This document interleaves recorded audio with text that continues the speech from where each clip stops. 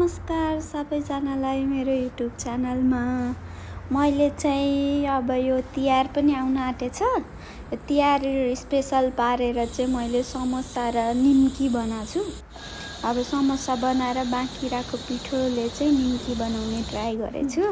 हेर्दै जानु होला। अनि त्यसपछि यतातिरको प्याज यति धेरै पिरो हुन्छ कि यति धेरै पिरो हुन्छ कुरा नगरौँ। मैले इन्ग्रिडियन्टहरू हालेछु। त्यहाँ अब तपाईहरुलाई केही रेसिपी चाहिएको छ भने चाहिँ म पछि फेरि यो हालेको भनेर फेरि देखाएर भिडियो बनाउँला। यो चाहिँ नर्मल यो चाहिँ मैले मैदाको युज गरिन, आटा युज गरेर हल्का कालो कालो जस्तो देखेछ। मैदा भएको भए अलि सेतो जस्तो देखिन्थ्यो। आटा हेल्थको लागि राम्रो हो नि त, त्यही भएर फ्राई हुँदैछ। मलाई चाहिँ समोसा बहुतै मनपर्छ, तपाईहरुलाई नि मनपर्छ होला। घरमा बनाएपछि हेल्दी पनि भयो नि त।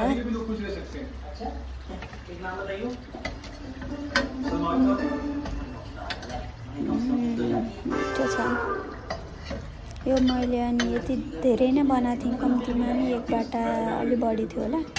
हामी दुईजनालाई अलि बढी नै भयो। मैले फ्रोजनमा राखेँ अनि अर्को दिन बिहानमा यसो चियासँग खान मजा भयो। निम्की पनि रेडी हुँदैछ। निम्की कसरी बनाएँ भनेर सुन्नुभयो होला, त्यो पनि यहाँ राखेको छु।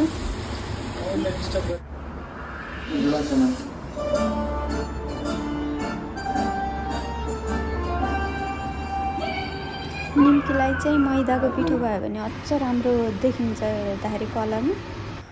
उसमा के अरे आटाको भन्दा निम्कीमा चाहिँ ऊ हाल्छन् कि जिरा हाल्छन्, त्यो भयो भने चाहिँ स्वाद